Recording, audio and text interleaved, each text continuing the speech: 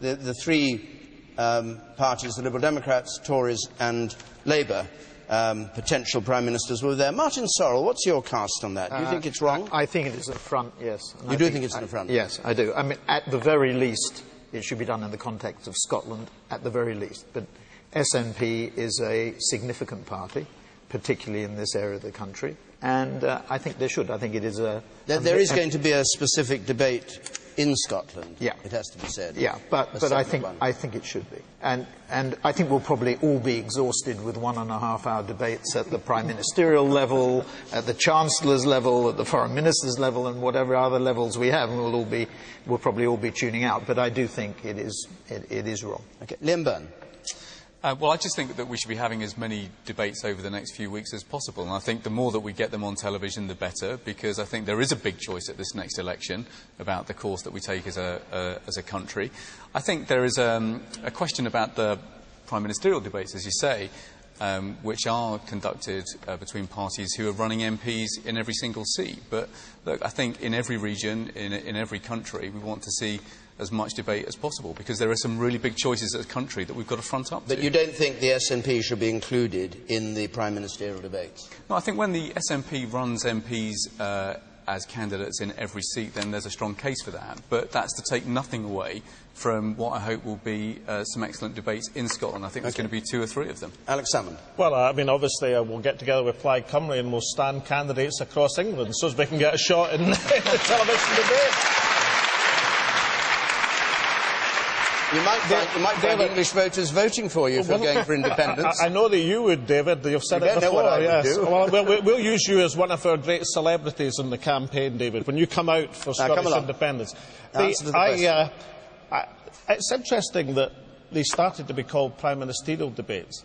That came fairly late on. There were leaders' debates at first, and then suddenly they became prime ministerial debates, which was to provide an argument after the event for excluding Plaid Cymru, who are part of the Government of Wales, and the SNP, who are the Government of Scotland.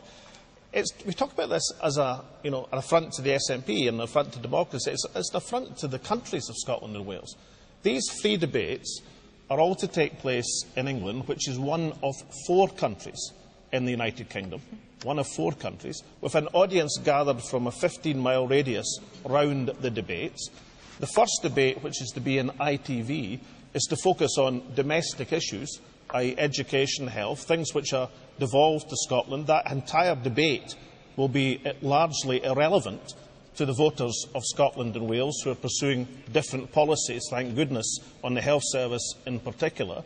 And yet they're styled as UK debates. So what I would say is 2 things.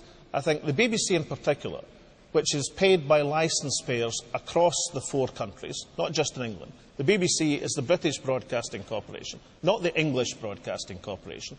It has an absolute obligation to make sure that the balance is maintained across the 4 countries of the United Kingdom. And therefore, the proposal we put, which is a perfectly reasonable proposal, is to have a 4th debate, including Plaid Cymru and the SNP, where we can talk about issues like the Trident missile system that the lady mentioned earlier, where there's a big difference of opinion between us as the Labour and Conservative parties. We can talk about the constitutional future of Scotland and Wales, and perhaps we can talk about a balanced parliament and how Wales and Scotland, the SNP and Plaid Cymru, might have a decisive influence in the next parliament. Okay. And it might be, who knows, an even more interesting debate than the drama between the other 3 parties in the other 3 debates. Right.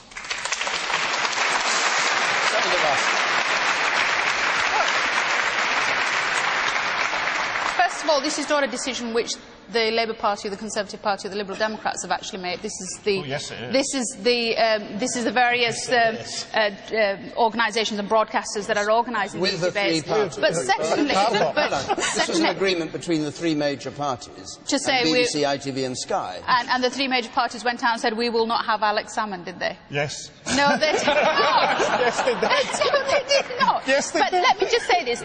Let's just be very clear about what this election is about. Scotland is absolutely important. In terms of these election debates are about. Yes, no, what these election debates are about. You don't want to have the whole I don't want to. propaganda. Scotland is absolutely important. The people of Scotland are absolutely important. The SNP is important. It's an important player in our democracy. But these elections and these particular debates are prime ministerial debates. These are debates between people for a United Kingdom election who are fighting seats in every single area of the United Kingdom, who will potentially become prime minister. And however much I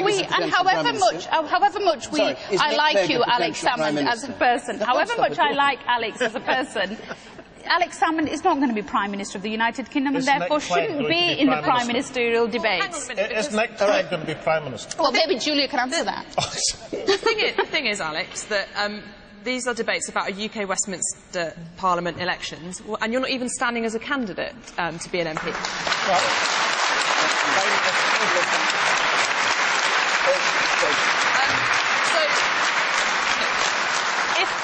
This is one of a series of debates, and there's also been education spokespeople, Treasury spokespeople taking part, and I agree with Liam that we should have as much discussion as possible, but ultimately, if we're looking at the leaders of people who could be the next Prime Minister, I think it makes sense, if we're having prime ministerial debates, to have people from parties that are fielding candidates in every single part of the country. I think I said these broadcasts are going to be very long, they're going to be very arduous for the viewers.